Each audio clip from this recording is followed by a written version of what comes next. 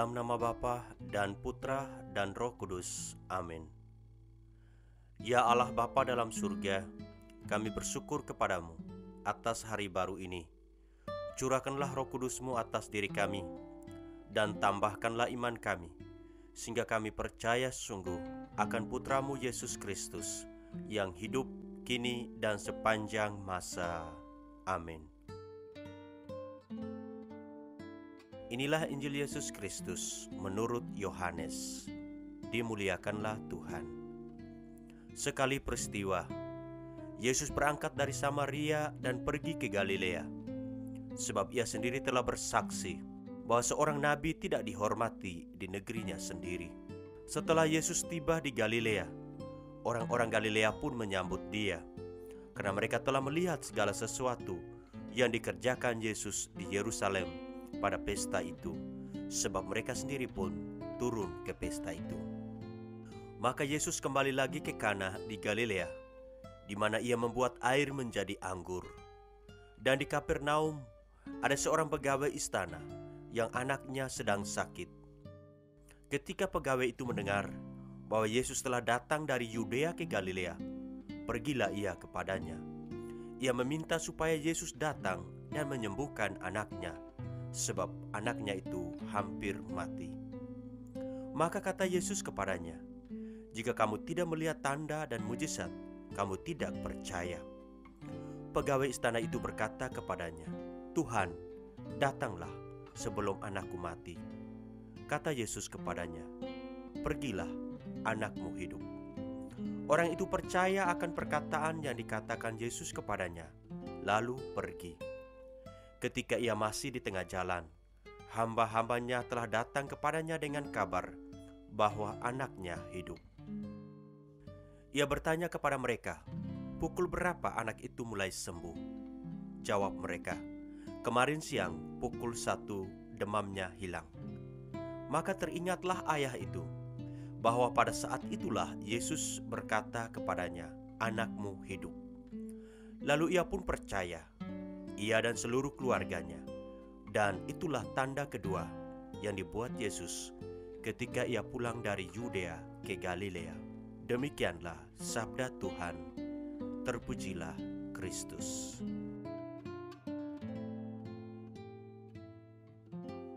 Saudara-saudari, sahabat Komsos yang terkasih dalam Kristus, hari ini kita telah memasuki hari yang ke-23 dalam hari-hari retret agung kita. Sabda suci yang kita renungkan pada hari ini mengisahkan tentang tanda atau mujizat yang kedua yang dilakukan oleh Yesus di tanah Galilea. Tentu kita masih ingat dengan tanda pertama yang dilakukan oleh Yesus sebagaimana diceritakan dalam Injil Yohanes, yaitu di mana Yesus mengubah air menjadi anggur dalam pesta perkawinan di Kana. Tanda atau mujizat kedua yang dilakukan oleh Yesus, sebagaimana yang kita dengar dalam Injil pada hari ini, adalah Yesus menyembuhkan anak dari seorang pegawai yang sekarat dan hampir mati. Kisah penyembuhan ini dibuka dengan sebuah percakapan yang cukup menarik antara Yesus dengan pegawai tersebut. Dikatakan bahwa pegawai tersebut meminta kepada Yesus agar Yesus dapat menyembuhkan anaknya yang sedang sakit. Menanggapi permintaan itu, Yesus mengatakan kepada pegawai tersebut demikian, "Jika kamu tidak melihat tanda dan mujizat, kamu tidak percaya." Lalu kata pegawai itu, "Tuhan, datanglah sebelum anakku mati." Yesus menanggapi lagi dengan mengatakan, "Pergilah, anakmu hidup." Pegawai itu percaya sungguh atas perkataan Yesus, dan anaknya pun sembuh. Lewat kisah penyembuhan ini, jelas bagi kita bahwa mujizat atau tanda yang dilakukan oleh Tuhan selalu membutuhkan tanggapan dari pihak manusia. Tuhan menurunkan berkat dan manusia harus menanggapinya. Dan tanggapan yang dibutuhkan dari pihak manusia untuk mendapatkan berkat dari Tuhan adalah percaya sungguh kepadanya. Sebagai umat beriman, tentunya kita mempunyai pengalaman pribadi dalam berelasi dengan Tuhan. Ada begitu banyak hal yang kita minta dari Tuhan dalam doa-doa kita, seperti minta kelimpahan rejeki, kesembuhan dari sakit, kesehatan yang baik, atau juga kesuksesan dalam pekerjaan. Tuhan menghendaki agar kita tidak hanya minta kepadanya, tetapi harus percaya penuh kepadanya. Tentang doa-doa kita, terkadang kita terlalu memaksa kehendak kita kepada Tuhan. Kita menghendaki agar Tuhan mengikuti keinginan hati kita. Atas dasar itu, tidak jarang kita meragukan soal kebaikan Tuhan, karena kita merasa Tuhan tidak mendengarkan dan tidak mengabulkan doa-doa kita. Perlu kita sadari bahwa Tuhan telah mengenal diri kita ketimbang diri kita sendiri.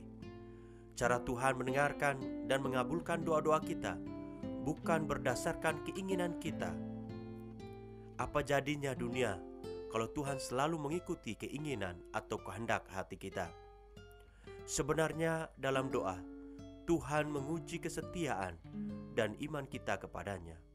Sebenarnya dalam doa, Tuhan menguji kesetiaan dan iman kita kepadanya. Karena itu, yang harus kita perjuangkan adalah selalu percaya kepada Tuhan. Iman kitalah yang memungkinkan terjadinya mujizat dalam hidup kita. Karena itu, percayalah kepada Tuhan. Amin. Ya Bapa dalam surga, kami bersyukur karena pada hari ini kami boleh mendengarkan sabda-Mu.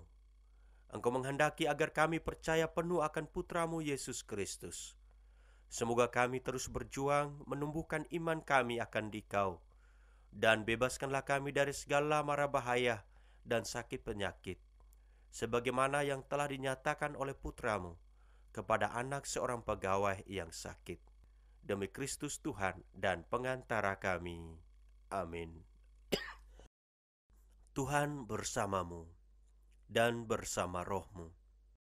Semoga kita sekalian, seluruh rencana, usaha pekerjaan kita, saudara-saudari kita yang kita ingat dalam doa-doa kita, mereka semua yang kita janjikan doa, senantiasa dibimbing, dilindungi, dan diberkati oleh Allah yang Maha Kuasa, Bapa dan Putra dan Roh Kudus. Amin.